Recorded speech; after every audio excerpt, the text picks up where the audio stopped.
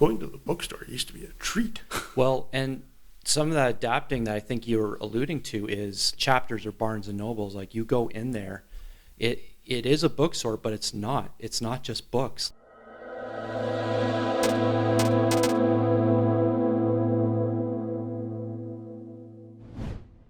Bookstores, they're resilient. They're hanging in there. But wow, the way people consume their information has changed. And Oh yeah.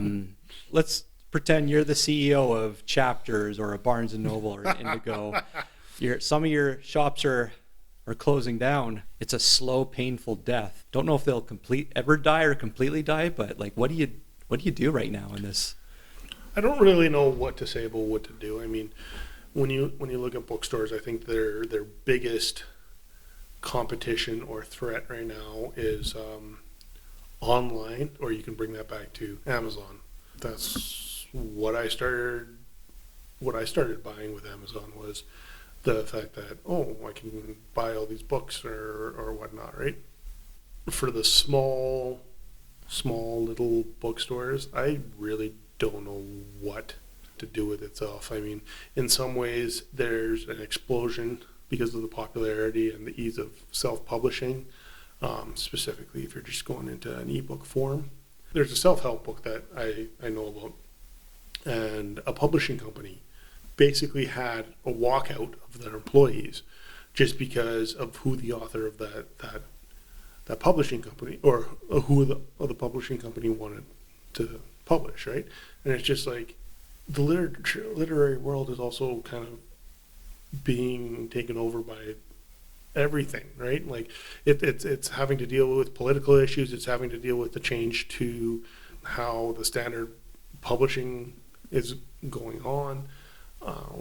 I think it's just gonna be a whole different ballpark, and yet I would say Amazon is kind of the main reason for that. In my view, what's going to happen is some of these publishers that can't adapt are going to go under, but I think it's also going to be a very good chance for some of these people that are self-publishing or have a small publishing house. They can get their books out on e-readers and stuff like that, and so long as they can advertise it and get it out there. I mean, the e-reader has kind of brought in a certain renaissance of reading, I think, just because books are so accessible. I mean, I know that on my e-reader specifically, I can read a book, and then if the author has a second book or a different book in a different series, it's not hard for me to like click and basically do a one-touch buy, and then I can be reading the new book within 5 minutes. Before it's, well, we need to either go online, order it, or go to the store and see what it is. Like going to the bookstore used to be a treat. Well, and some of that adapting that I think you're alluding to is Chapters or Barnes and Nobles. Like you go in there, it is a bookstore, but it's not. It's not just books. Like you see, there's board games, there's tech, there's card games. Like it's a one-stop shop, So yeah, they are definitely diversifying what they want. I mean, I know there's one that I frequent here where we live, and it's, you walk in and about a third of the store is not books. It's blankets, or it's cutlery, or it's that kitschy kind of stuff. And it's just like, I think the straight bookstore is going to have a very hard time. I mean, part of the problem is you have such a wide variety of books.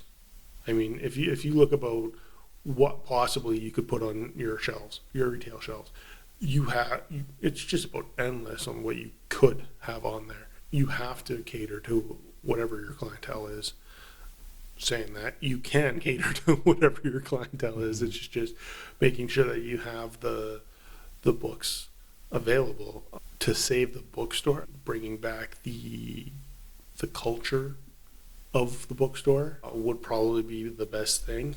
And sadly, I'm not sure how much that is to do it, or how much that will come about. But when I say things like that, bookstores, used to be not only a place that you could go get books, but also places you could go talk about books.